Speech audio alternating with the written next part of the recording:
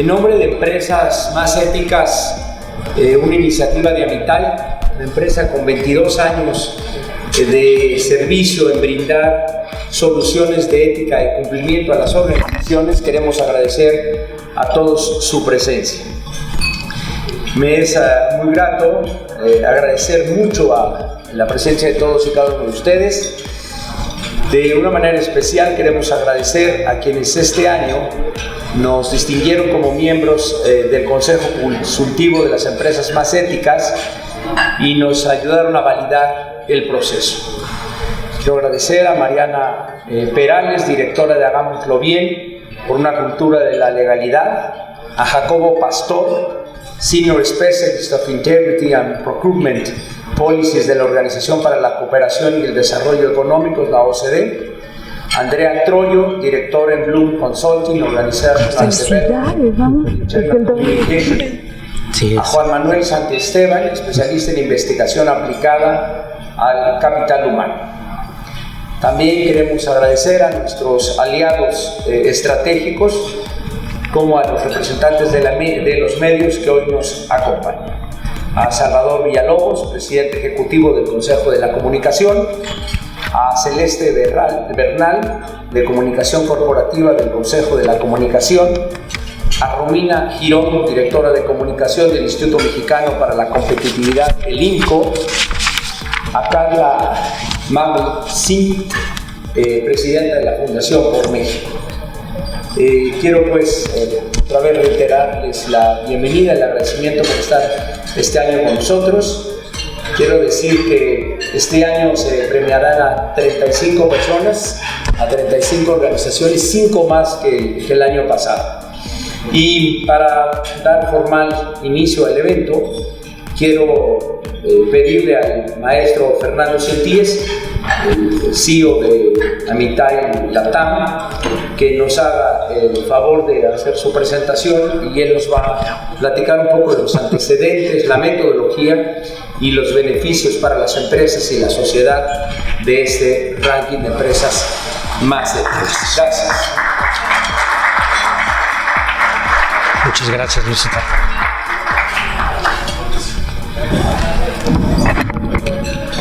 Buenos días, muchas gracias a todos. Antes que nada, gracias a todos por estar aquí.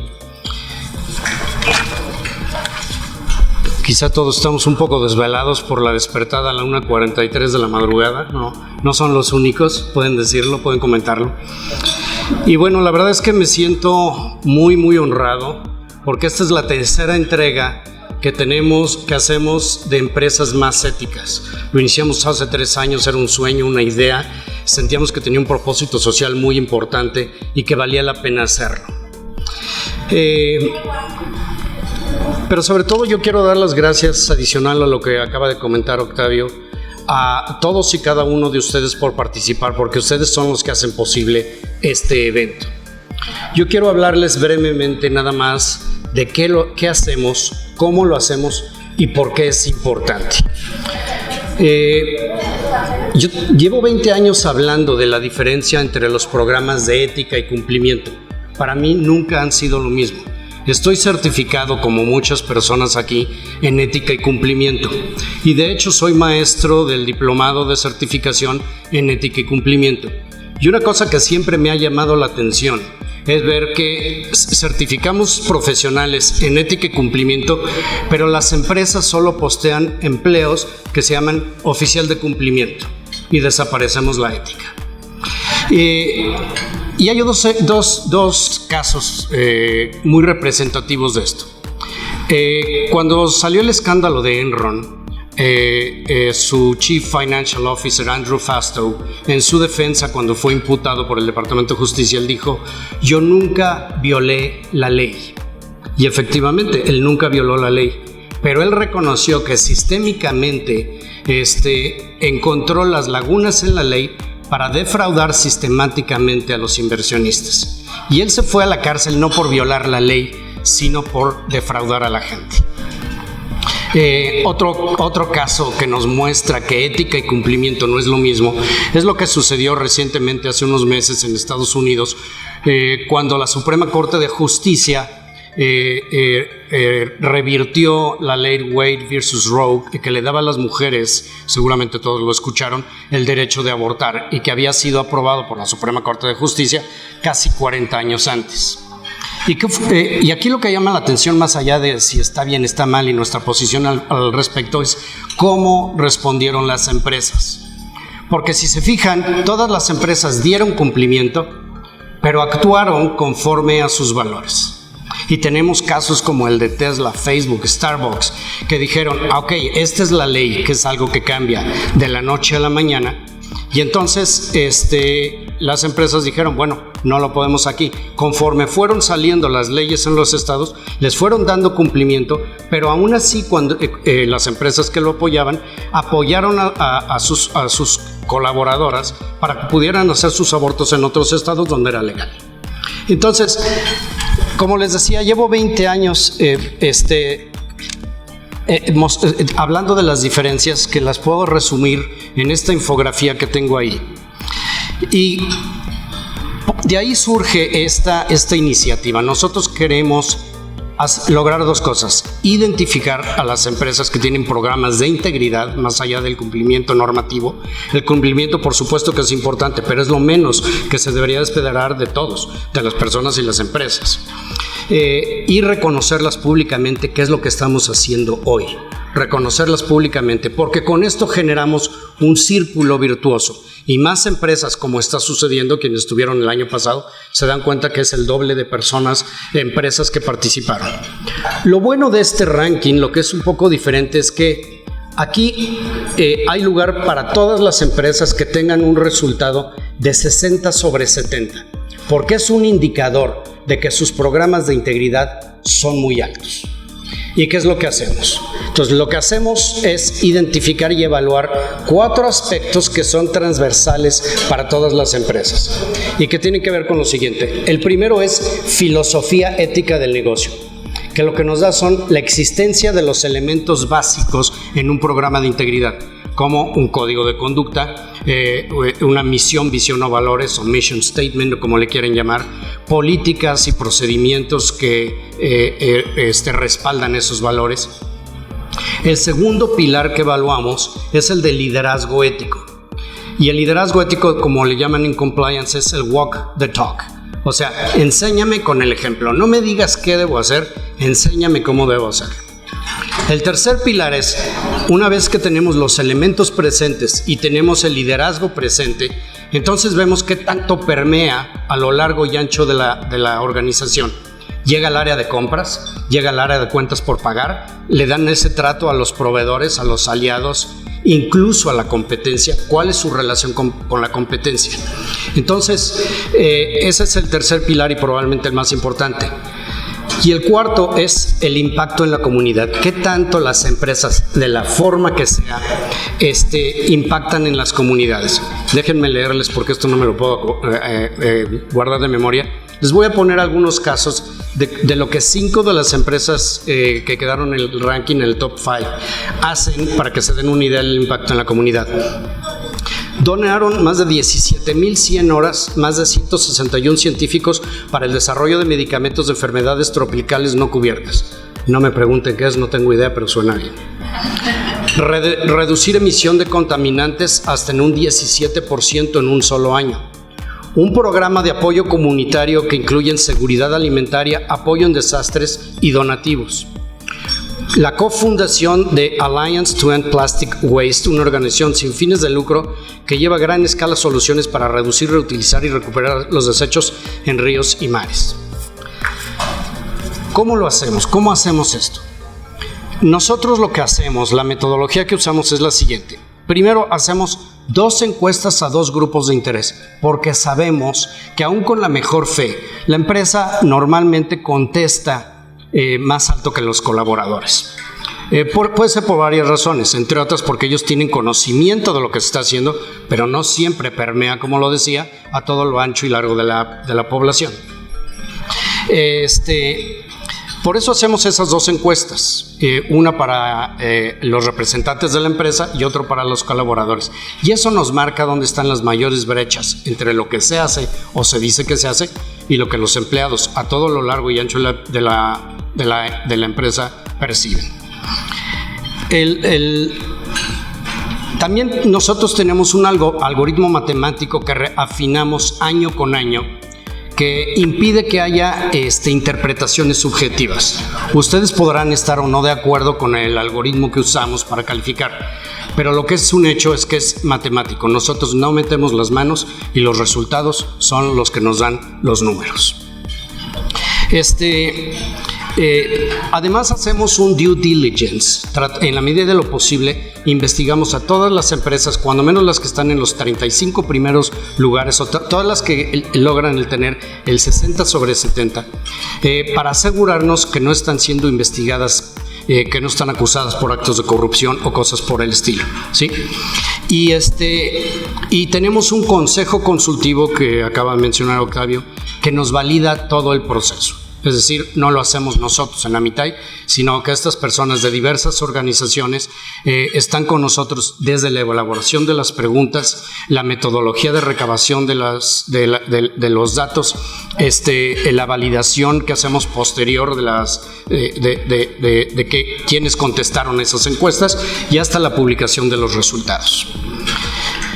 Todas las empresas que tengan, como acabo de mencionar, un resultado de 60 sobre 70 tienen cabida. No hay un universo definido. El año pasado fueron 30, estábamos todavía en pandemia. Este año tuvimos 35, pero tuvimos el doble de participantes y esperamos que el año que entra, si esto está dando resultados, el año tengamos cuando menos 40, 50 o 60 empresas en el listado, o 300 o 500 o las que sean. ¿Por qué es importante? ¿Por qué es importante que hagamos esto? ¿Por qué para nosotros, y es nuestra aportación a la sociedad, es importante? Estas empresas, para que se den una idea, solo las 35 empresas que están en el ranking que tienen en el folleto que se les entregó, generan 366,612 empleos bien pagados y con prestaciones superiores a las de la ley, de acuerdo a los mismos empleados. Pagan más de 8,000 millones de pesos en sueldos mensualmente. Y de acuerdo a los datos del INCO, para generar un empleo, estas empresas debieron haber invertido 69,172 millones de dólares para generar esos 366,612 pesos. Y lo que yo me pregunto es, si 35 empresas tienen este impacto en la sociedad, ¿qué podrían hacer 350, 3,500 o 35,000? Y 35,000, para que se den una idea, sigue siendo menos del 1% de las 4,400,000 empresas que, de acuerdo al INEGI, quedaron después de la pandemia. O sea, hay mucho trabajo por hacer. Quiero nada más hacer una nota aclaratoria. Lo que nosotros hacemos con el ranking es como tomar una radiografía de la empresa en estos aspectos que mencioné. Y bueno, no es ni un aval de lo que han hecho en el pasado, ni una garantía de que las cosas no puedan cambiar. Pero mientras tanto, quiero felicitarlos a todos y cada uno de ustedes, todos los que participaron, que están aquí, hayan quedado o no entre las 35 primeros lugares, y esperemos que el año que entra sean mucho más. Les agradezco mucho a todos. Me da mucho gusto presentar ahora, muchas gracias Fernando, me da mucho gusto presentar ahora a la doctora María Amparo Casar, presidenta ejecutivo de Mexicanos contra la Corrupción y la Impunidad, que nos dirigirá un mensaje.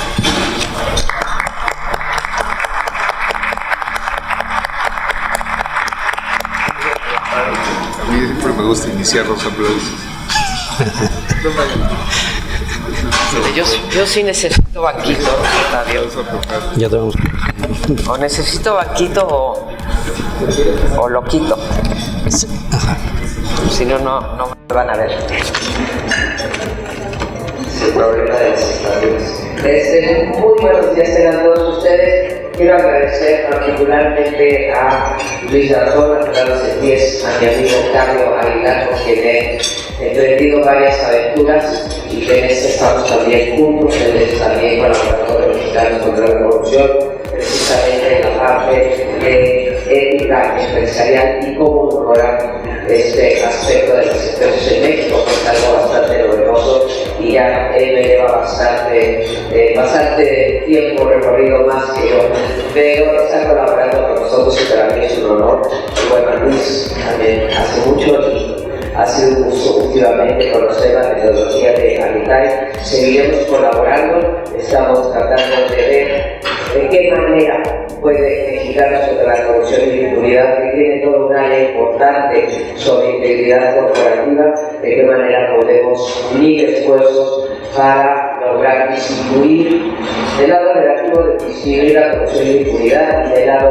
positivo hacer que esas empresas que voluntariamente están entrando a tratar de ser una de las empresas más éticas puedan seguir haciendo su trabajo de manera, como dijo Fernando, transversal, porque la cuestión de la ética corporativa va desde cuestiones de género hasta cuestiones, en efecto, de corrupción en un sentido muy acotado.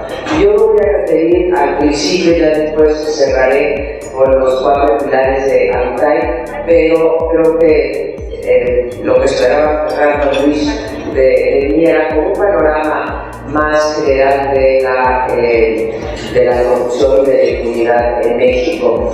De hecho, últimamente, y así lo escribí en el artículo que escribí para la revista de Habitat, estamos hablando de un fenómeno que es un triángulo, casi les diría equilátero. A lo mejor debería ser escalero porque sí hay algunos que tienen más responsabilidad que otros. Pero como casi toda presentación empieza por un lado definiendo qué es la corrupción, aunque no crean, pues para mí es muy fácil legislar contra la corrupción, hacer investigaciones casi de cualquier cosa, porque si yo estiro la colita de la corrupción, pues muchos actos que cometemos nosotros, todos estamos aquí sentados, pueden pasar como corrupción. Entonces hay que tratar de cerrar un poco la definición. Y la otra son las cifras. Siempre comenzamos así las conferencias y quiero partir de una premisa que todos los indicadores, bueno, empiezo primero con lo de la definición. Sí, la definición que se usa es el abuso del poder público para obtener un beneficio privado. Esta definición no nos sirve o es insuficiente porque el fenómeno de la corrupción, como voy a tratar de explicar ahora, no es un fenómeno que esté situado en el sector público. Es un fenómeno que tiene sus 3 lados. Es la ciudadanía, que son los empresarios y que son, y los empresarios, pero tienen decir también las organizaciones sociales y ciudadanos, entonces empresarios y el gobierno. Entonces creo que vale la pena cambiar un poco la definición y decir que la corrupción es el uso y abuso de cualquier poder, ya sea público o privado, para obtener un beneficio ilícito, un beneficio que no te correspondería si hubieses actuado conforme a las reglas. Y esto te permite incorporar al sector privado dentro del fenómeno de la corrupción en México y me permite incorporar también al ciudadano y no quedarnos nada más con el funcionario público. Yo entiendo que nos duela más, nos dé más coraje cuando se trata de recursos públicos, pero porque son nuestros impuestos, están usando nuestros impuestos y los están desviando para otros propósitos. Pero lo mismo ocurre en cada uno de los otros 2 sectores. Entonces tenemos que hacernos cargo nosotros, porque si no el fenómeno de la corrupción nunca va a tener. Lo mismo ocurre con la impunidad. La primera integral de Ross Centroamericana, hay que saber de qué estamos hablando cuando hablamos de impunidad. Y la impunidad, a diferencia de la corrupción, es la ausencia de consecuencias penales, administrativas o civiles por un acto ilícito que cometimos. Y esto también se traspasa al ámbito de la empresa, porque si bien un CEO o un directivo de la empresa no va a judicializar un acto de corrupción al interior de la empresa, si el empleado no tiene ninguna consecuencia, lo más probable es que se repita. Entonces, la impunidad es eso, es la falta de consecuencias por un acto, por la comisión de un acto indebido. Si nos ponemos de acuerdo en esas dos definiciones, creo que es más fácil para todos estar en la misma plana. Y la parte que les decía que estamos siempre en las conferencias con los números, bueno, pues los indicadores en el caso de México son, como todos ustedes saben, pues realmente dramáticos, realmente alarmantes. No solamente no hemos mejorado un ápice en estos 4 años de gobierno, a pesar de que las elecciones se ganaron con la bandera de la corrupción, sino que incluso hemos empeorado en varios índices. No importa cuál agarremos, el del World Economic Forum, el Doing Business, que ya ahora no se hace, Transparencia Internacional, los índices de competitividad, la encuesta que hacemos todos los años de SCI y Reforma, en todos hay un deterioro con respecto a las percepciones y algo importante, los hechos. Y ahí quiero remarcar, porque creo que AMICAI tiene un área de oportunidad muy buena para no quedarnos únicamente en las percepciones. No, bueno, de todas estas encuestas, la mayoría son de percepción, excepto las de KPMG y algunas de las de Mexicanos contra la Corrupción. Es importante las percepciones de la gente, porque es la única forma que tenemos de saber cómo vive la gente la corrupción. En este caso, cómo vive el empresario la corrupción.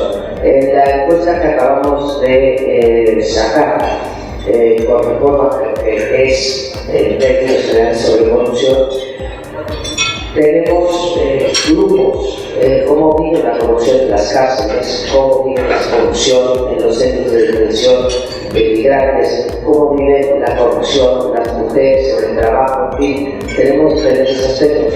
Cómo vive la corrupción los empresarios, particularmente los pequeños y medianos. Y digo los pequeños y medianos porque, como todo en este país, también la corrupción y la impunidad hay una enorme desigualdad. ¿Sí? El señor dueño de una gran empresa, sea Caso, sea Bimbo, sea Walmart, sea que sea, ¿sí? Se puede dar el lujo de tener todo un departamento jurídico, un departamento de compliance con personas, hombres o mujeres que hayan estado preparados en Harvard, en MIT, en las mejores universidades, etc. Y se puede dar el lujo de embarcarse en esos proyectos. Pero los pequeños y medianos empresarios es una de las cosas que salió de la encuesta MSCI Coparmex. No pueden hacer eso. O sea, exigirle lo mismo al empresario grandote que al pequeño y mediano empresario en términos de su contribución para disminuir la corrupción es francamente injusto. Entonces tenemos que buscar la manera en que las pequeñas y medianas empresas puedan incorporarse a este tipo de ejercicios sin que las queremos. Por otra parte, es desigual. Yo digo que la corrupción es un impuesto que pagamos los mexicanos y es un impuesto regresivo. ¿Sí? Si uno se pone a pensar, y lo medimos ahí en el caso de la corrupción, el promedio que gastamos los mexicanos, el hogar en la media, gastamos 14% de nuestros ingresos en actos de corrupción durante un año. Los dos deciles más bajos gastan el 33%. Entonces, es un impuesto regresivo. Yo no tengo que pagar para que acepten a mi hijo en la escuela, ¿sí? Pero la trabajadora doméstica de mi casa sí tiene que dar dinero para poderlo. Yo no tengo que, voy a un médico privado, problema para que me atiendan en una cita rápidamente, pero si tú estás en el Seguro Social y tienes un hijo que está pues, en condiciones críticas, eres capaz de dar lo que sea para adelantar la ficha y poder entrar. Y por eso le cuesta mucho más a los ciudadanos más desfavorecidos. Pues lo mismo pasa con las empresas. Las empresas pequeñas, hay empresas que verdaderamente llegan a tronar, a quebrar, porque no pueden pagar. Ya no estoy hablando del derecho de piso que tendríamos que, digamos, es materia de gobernanza, pero no pueden pagar eso que de manera muy eufemista llamamos pagos extraoficiales. ¿Sí? No, tenemos que empezar a llamar las cosas por su nombre. Pago extraoficial es una mentira, es un soborno, y sin embargo les llamamos pagos extraoficiales.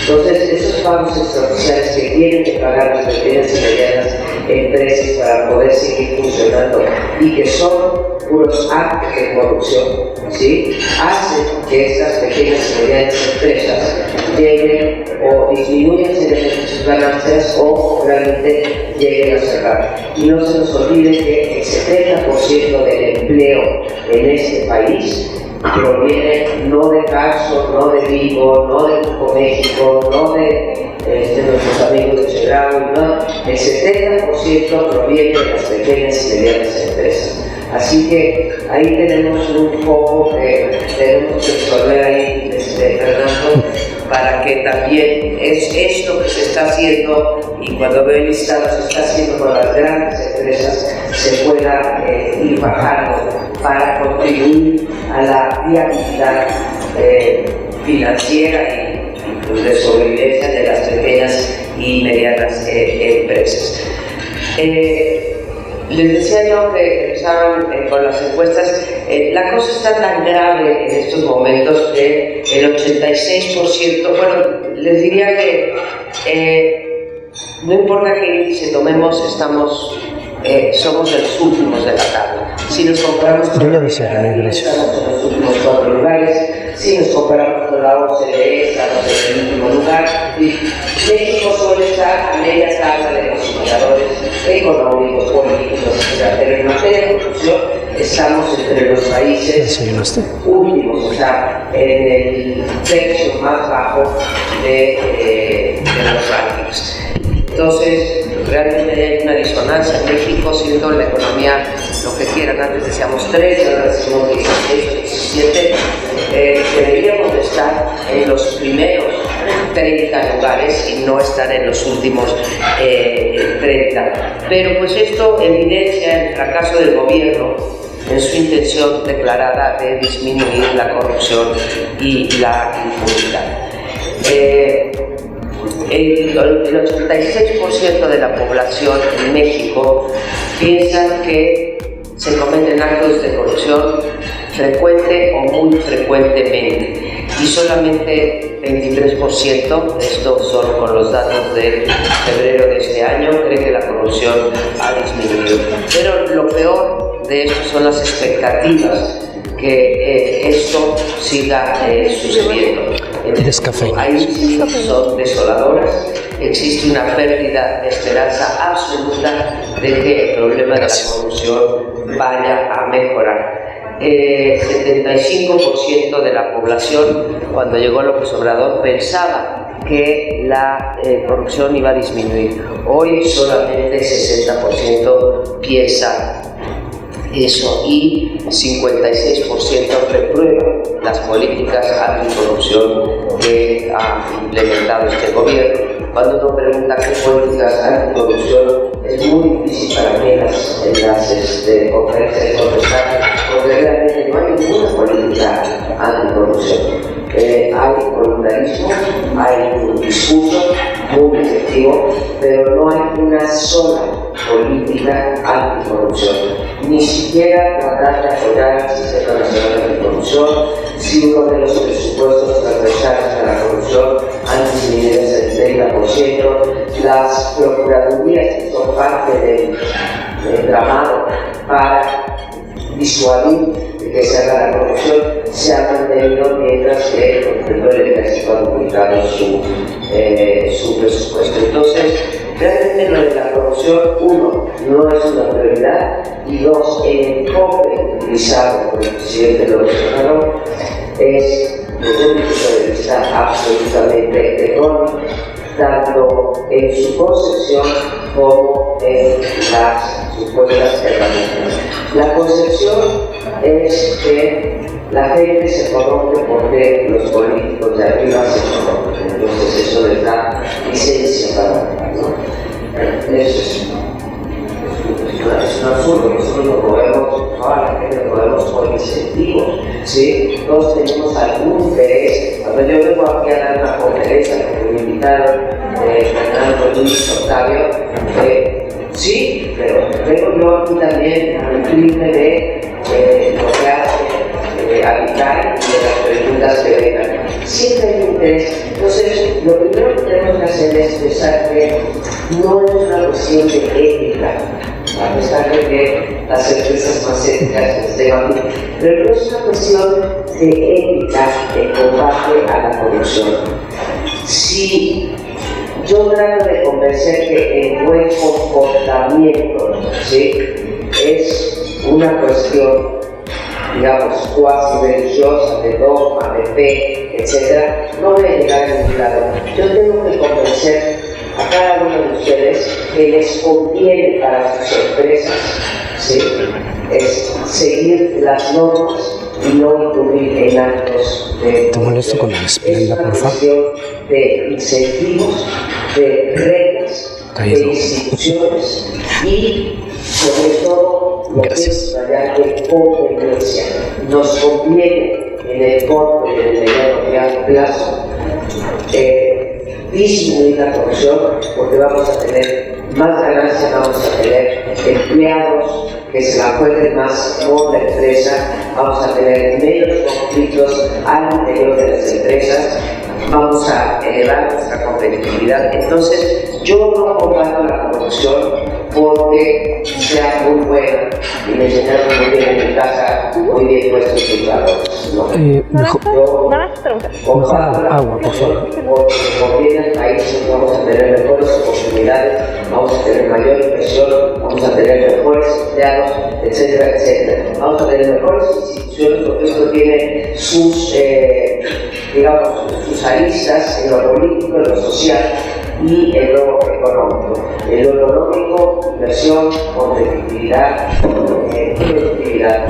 En lo político, tendremos mayor confianza en las instituciones y podremos ofrecer nuestros derechos. Y en lo social, no tendremos estos fenómenos que se dan de desigualdad, que son, digamos, profundizados por parte de la corrupción.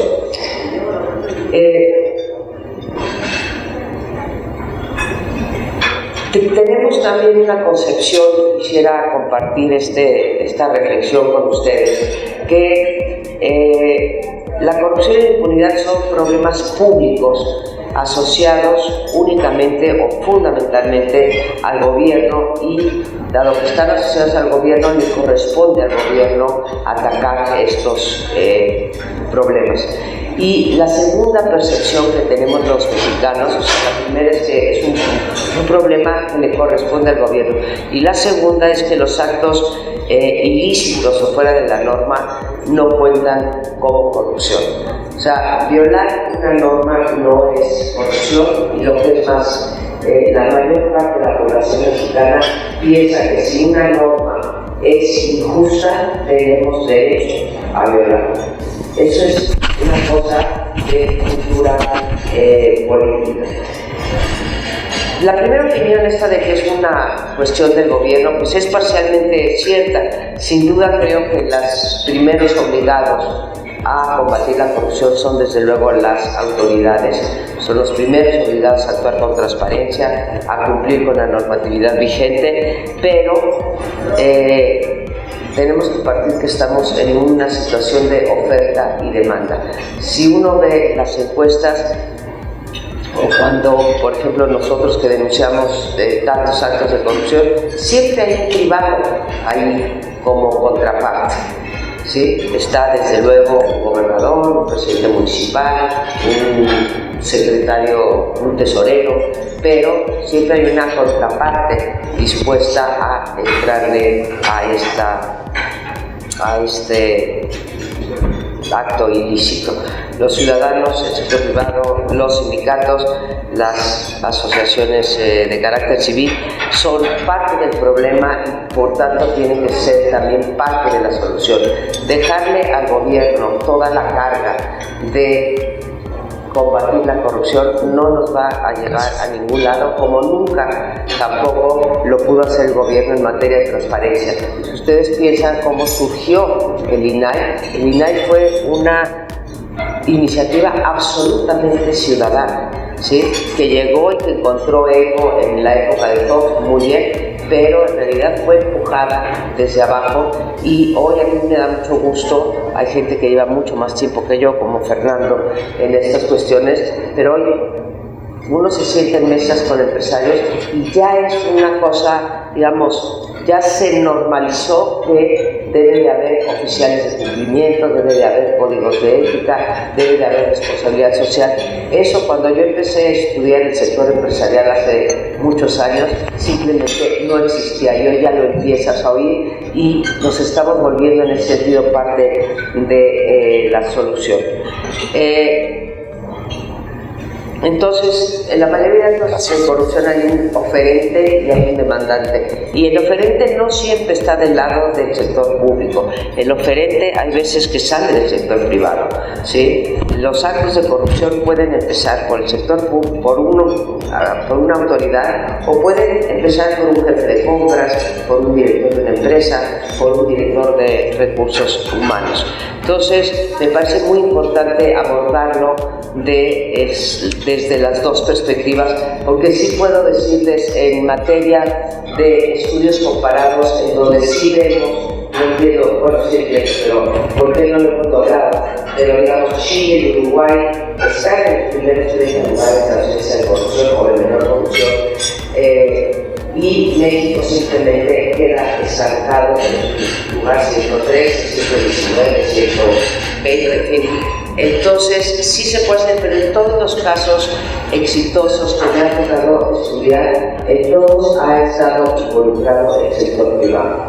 No hay experiencia exitosa en el mundo en donde el sector privado no haya colaborado muy de cerca con las autoridades para la corrupción, y ahora va a decir por qué es esto. El otro misconception que tenemos, y por culpa de Peña, porque por cierto me dio gusto leerlo, porque nosotros lo tenemos en el caso de la corrupción, pero el sábado pasado en el Reforma lo leí también, que sí es una cosa cultural. Tenemos que tener cultural. Es que cultural no quiere decir que lo llevemos en el ADN. Cultural quiere decir la cultura política del país, la cultura cívica del país, es el conjunto de valores, actitudes y comportamientos, y subrayo la palabra comportamiento, ¿sí? Actitudes, valores y comportamientos. Eso es la cultura política, y nuestro comportamiento, ¿sí?, cae dentro de un comportamiento muy a menudo fuera de la legalidad y se convierte en actos de corrupción. Entonces, no le tengamos miedo a decir que es cultural. Cultural por principio no se puede cambiar, claro que se puede cambiar. La cultura cambia, ¿sí? No sé, de repente en Estados Unidos lo del café, que fue un fenómeno, ¿no? El Estado, nadie tomaba café y llegaron, cambiaron la cultura de hoy de la América estadounidense, todo café. Nosotros podemos cambiar la parte cultural y no tenemos que tener miedo a decir que es cultural.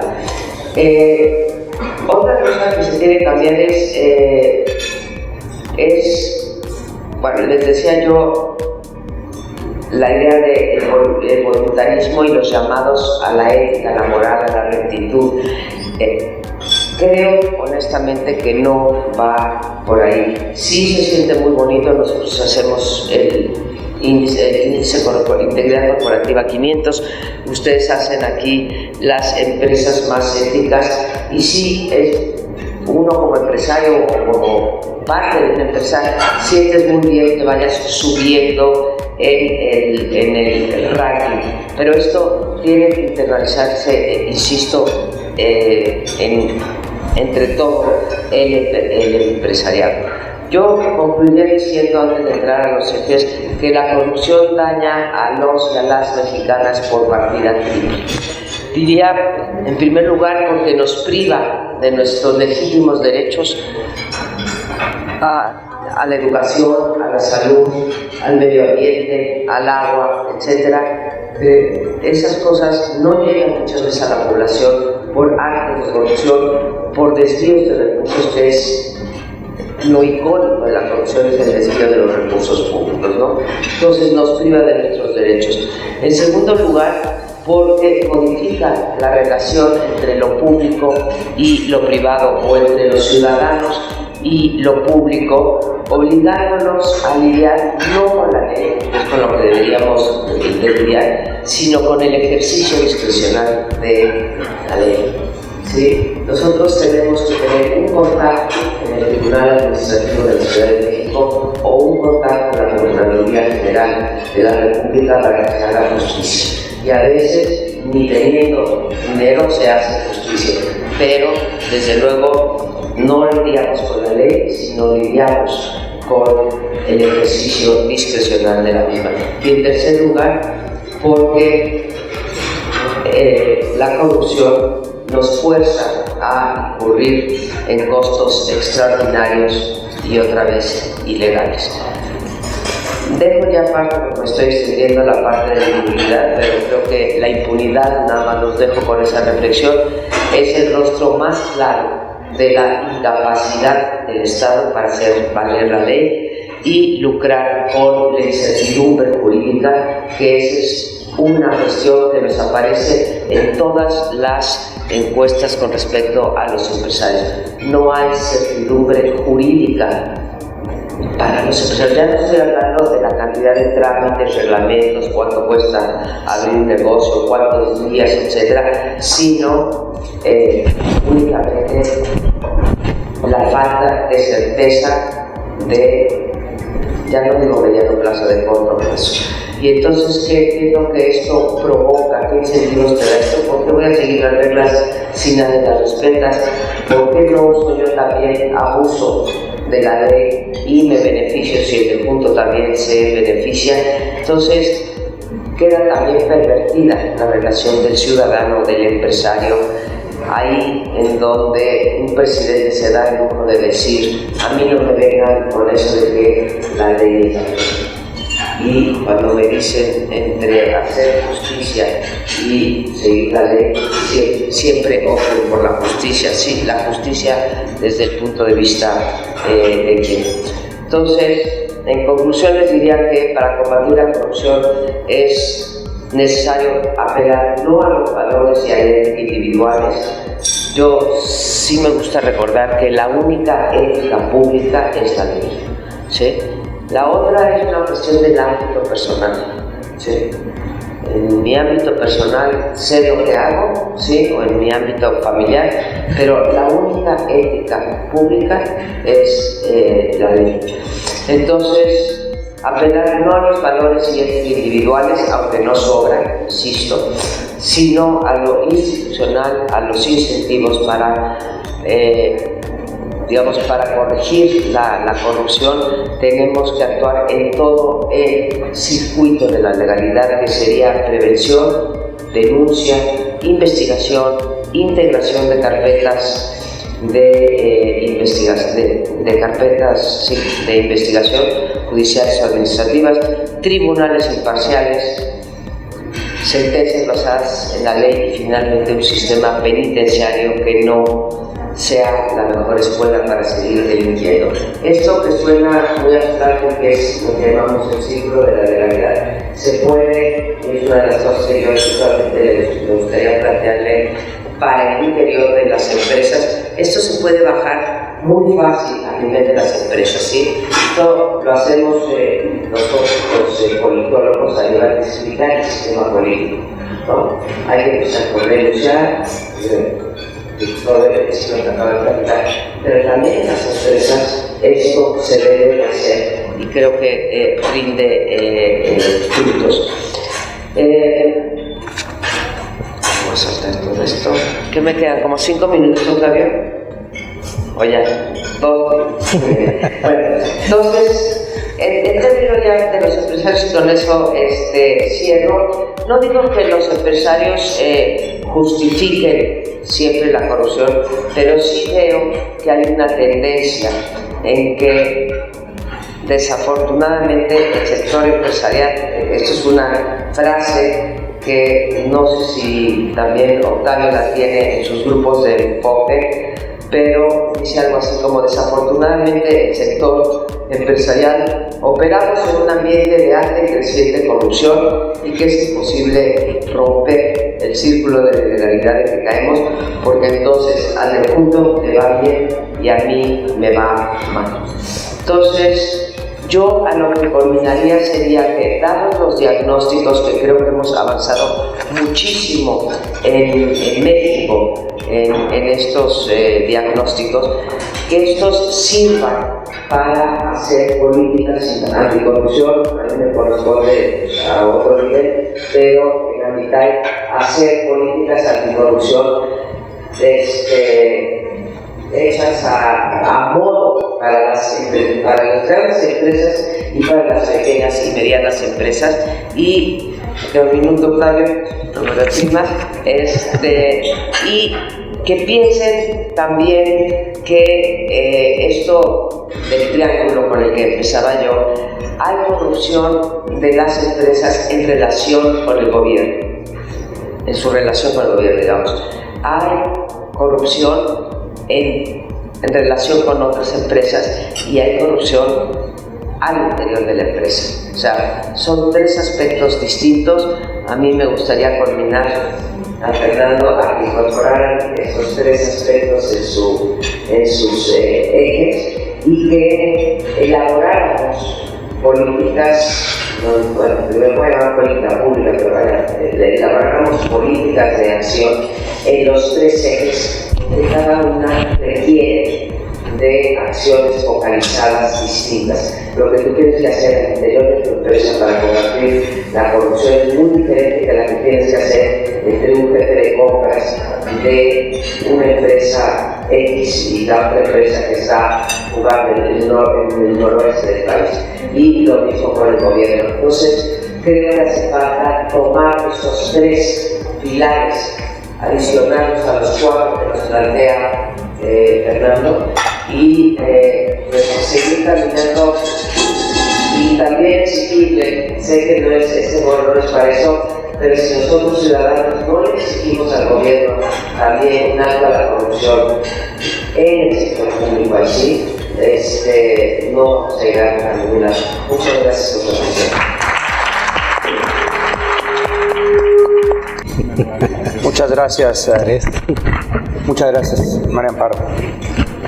Bueno, pues vamos a iniciar con la entrega de los reconocimientos y para ello le voy a pedir a uno de nuestros consejeros, a Juan Manuel Santiesteban, que nos acompañe en el podio para entregar el 5º lugar de este año, que es a Covestro. Entonces pido al lado los representantes de Covestro que nos acompañen también en el podio para que reciban este reconocimiento.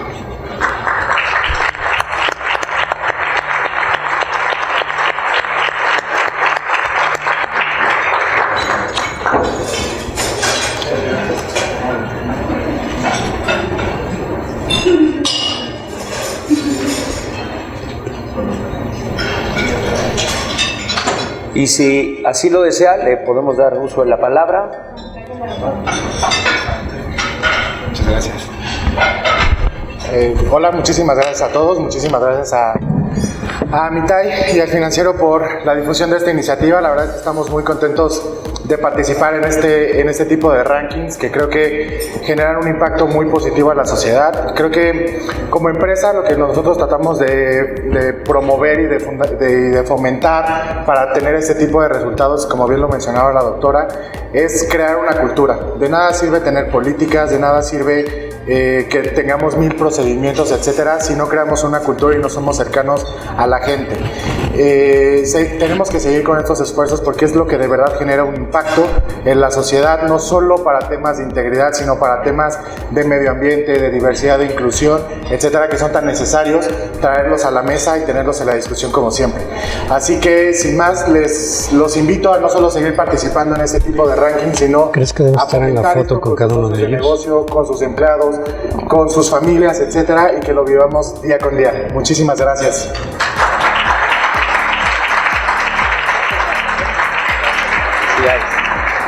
Muchas gracias y muchas felicidades. Bueno, pues no tenemos cuarto lugar, pero tenemos un empate en el tercero.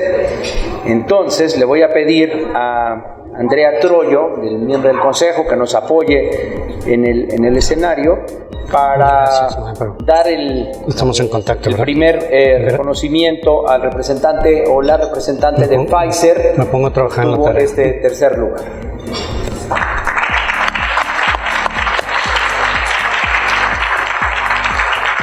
Acompaña. Muchas gracias.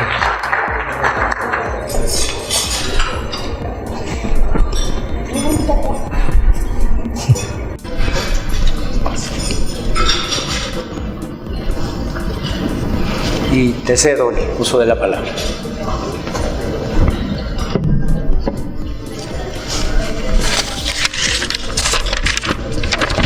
Descansar, entiendo que estás un poco desvelada. Yo entendí que queremos agradecerles al licenciado Fernando Simpiés, CEO de Amitai Latam, por permitirnos participar en este ranking, en este evento. Como director de cumpleaños de Pfizer México y en nombre de más de las 1000 personas que trabajan para esta maravillosa compañía, me siento sumamente honrado y contento de poder compartir el día de hoy y de reconocer y celebrar la importancia que tiene el impulsar una verdadera cultura ética y de cumplimiento dentro de las organizaciones. Gracias por todo. Estás muy bien, gracias. El propósito de Pfizer son los pacientes. Es el enfoque que tenemos desde la perspectiva de la filosofía ética del negocio. Por ellos es que nosotros asumimos el liderazgo ético y trabajamos en promover, y no solamente promover, sino también vivir los valores organizacionales. Son mucho gusto. Por quienes tenemos presentes mucho gusto cada que nos día acompañe. hacer lo mejor y lo correcto.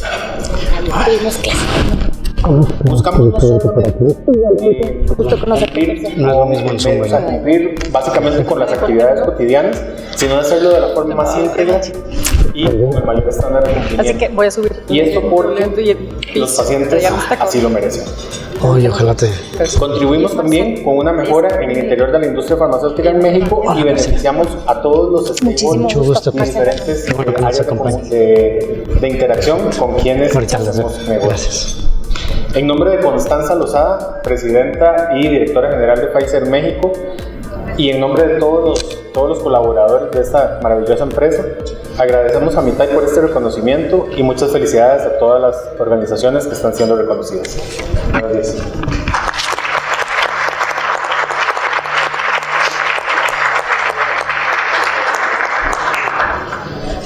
Muchas gracias. Pido ahora la presencia de Jacobo Pastor, miembro del Consejo, para que nos haga el favor de entregar el reconocimiento al segundo o tercer lugar al representante o la representante de Walmart de México y Centroamérica.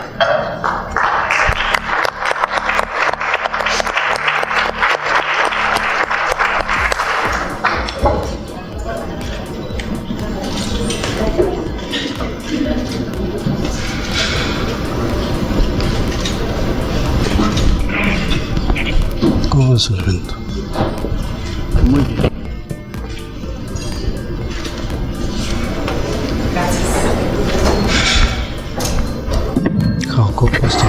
Muy buenos días a todos. Primero que nada quiero agradecer a Mitai por habernos incluido en este reconocimiento, en este ranking como una de las empresas más éticas 2022. Para nosotros nos llena de orgullo, de verdad, ser parte de este reconocimiento, de este ranking, porque para nosotros la ética y la integridad es uno de los valores que existen desde que la empresa fue fundada hace muchos años. El principio de respeto por el individuo, actuar con integridad, ha sido uno de los motores que nos han permitido ser una empresa muy exitosa. Cuando nosotros empezamos a trabajar, lo hacemos siempre para, y es parte de nuestro propósito, el brindarle a las familias mexicanas oportunidades para obtener precios bajos, para que puedan vivir mejor. Lo que lo hacemos, empezamos a crecer y empezamos a crear una empresa que tiene el día de hoy 193,000 asociados, que son nuestros empleados, y 40,000, más de 40,000 proveedores. Entonces, lo que estamos haciendo también es expandir ese compromiso con la ética y la integridad. Un agradecimiento especial a todos esos asociados y proveedores que día con día no solamente se rigen y siguen lo que es nuestro código de conducta, que como decía Fernando, no solamente ahí se plasman el qué hacer, el cumplir con la ley, que es muy importante, sino también el cómo hacerlo.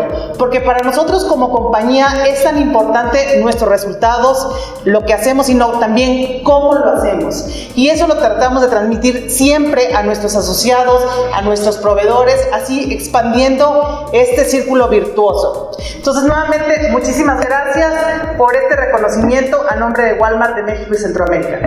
Gracias.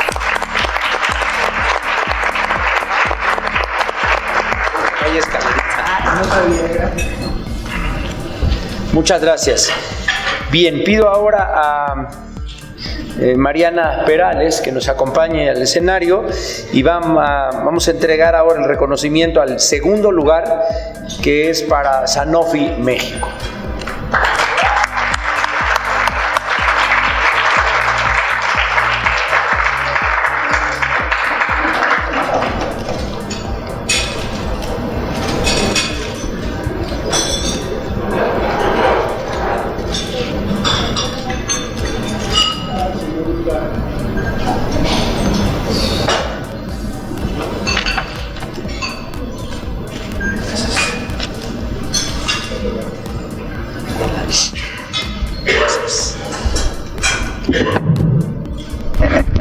No saben el gusto que me da, la verdad, de estar aquí nuevamente. Yo les puedo decir que es muy difícil implementar una cultura de ética dentro de las organizaciones, pero todavía es más difícil mantenerla bajo las circunstancias que estamos viviendo. Por eso me llena de orgullo que todos los empleados de Sanofi hicieron posible esta situación. Pero además me llena doblemente de orgullo saber que la industria farmacéutica está en los 3 primeros lugares. Porque históricamente también hemos sido muy, criticados en ese sentido, y el hecho de que Pfizer, bueno, van a ver el primer lugar, que seguramente ustedes van a conocer a mi amiga Analía, ¿no? A quien estimo mucho y que sé que arduamente estas 3 empresas hemos trabajado a lo largo de los años en conseguir esta cultura de ética. Y finalmente quiero mencionar que no puede haber una cultura de ética si no hay implementado en las empresas toda una estrategia de diversidad, equidad e inclusión. Es fundamental hoy día que los empleados se sientan seguros, que sean auténticamente quienes son dentro de la organización, no tener una faceta, una cara en la compañía y otra fuera. No, debemos de integrarnos, las minorías, la comunidad LGBT+, las discapacidades, todos somos iguales dentro de la organización. Muchísimas gracias y muchas felicidades.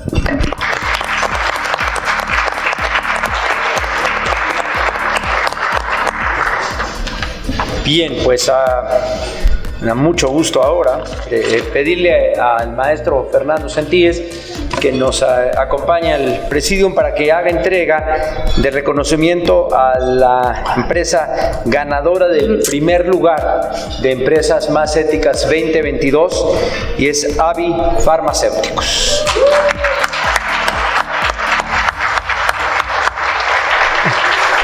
Gracias. Si quieres puedes subir por la escalera para que no andes haciendo un triple esfuerzo. Muchas gracias.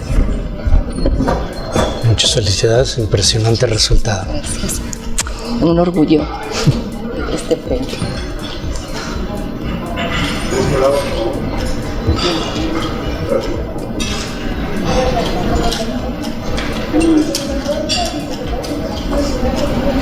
Muchas felicidades.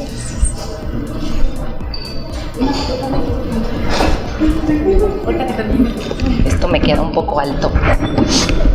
Lo voy a quitar.